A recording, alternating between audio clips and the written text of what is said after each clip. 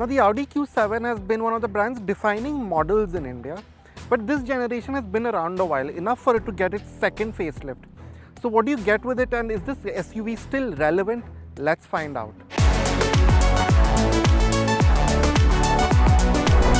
With this new update, the Audi Q7 has been brought in line with the brand's new design themes.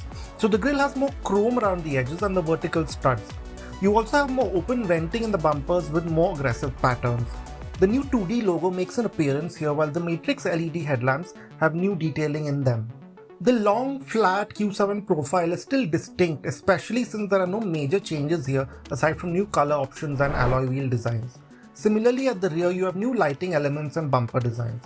The Q7, for an SUV that's been around since 2017, still looks fairly contemporary despite rivals moving on, and has that presence on the road that made it so popular in India to begin with.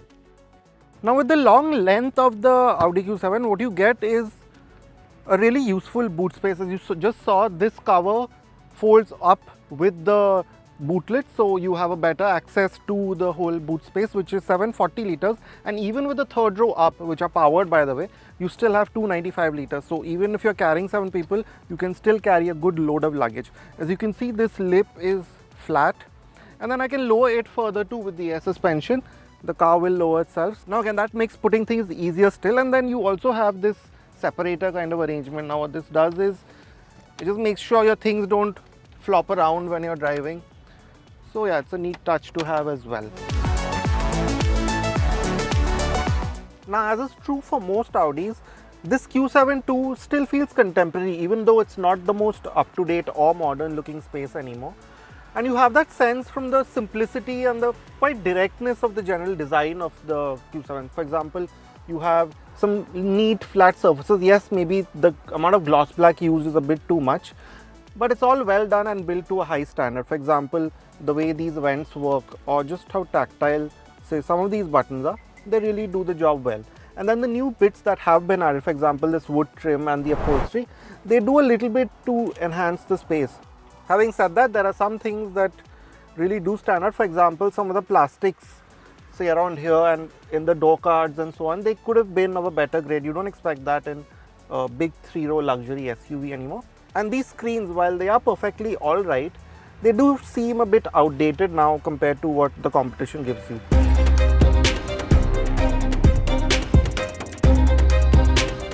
Having said that, the 3-screen layout with the separate panel for the climate controls feels easier to use on the move than a more modern single screen setup.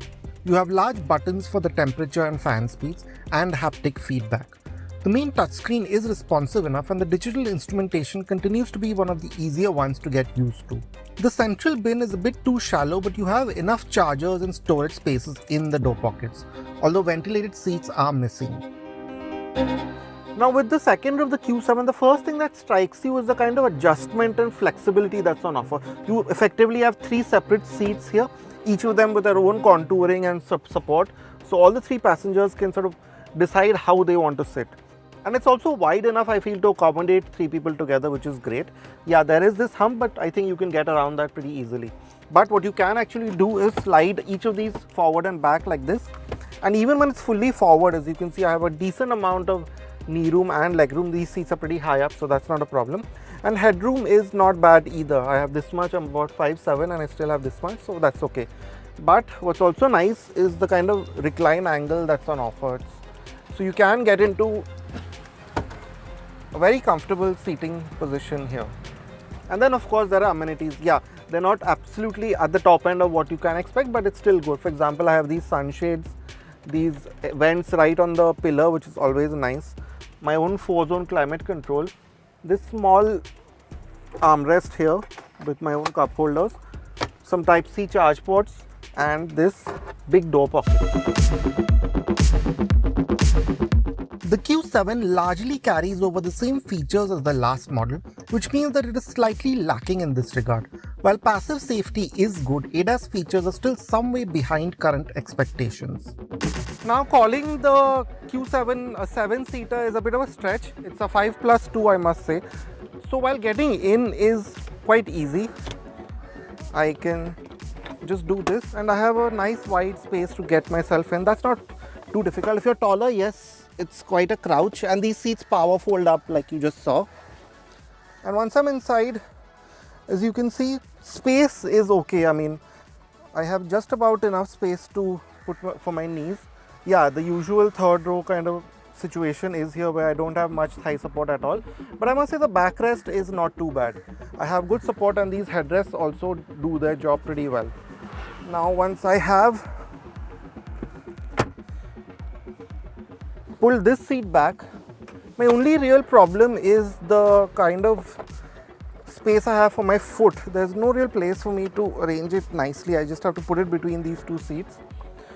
So then I'm all right, but I really wouldn't want to spend a very long journey here. So shorter journeys over a couple of hours should be okay for adults.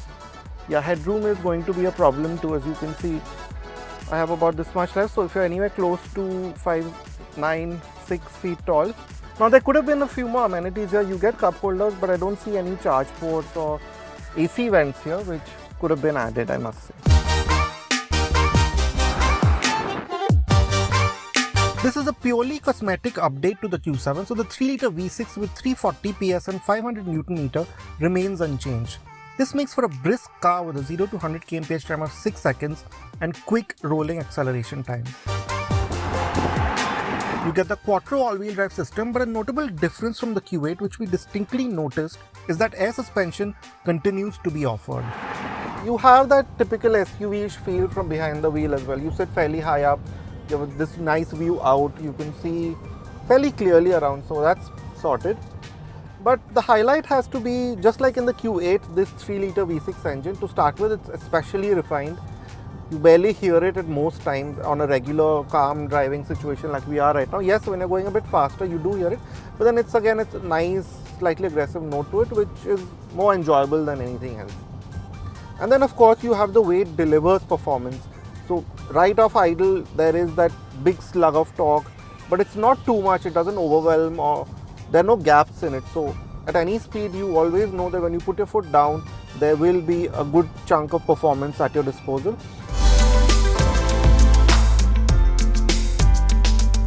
Of course, you can change things around with the drive modes. It amps up responses in sport mode, but it is never peaky or jerky, which is great.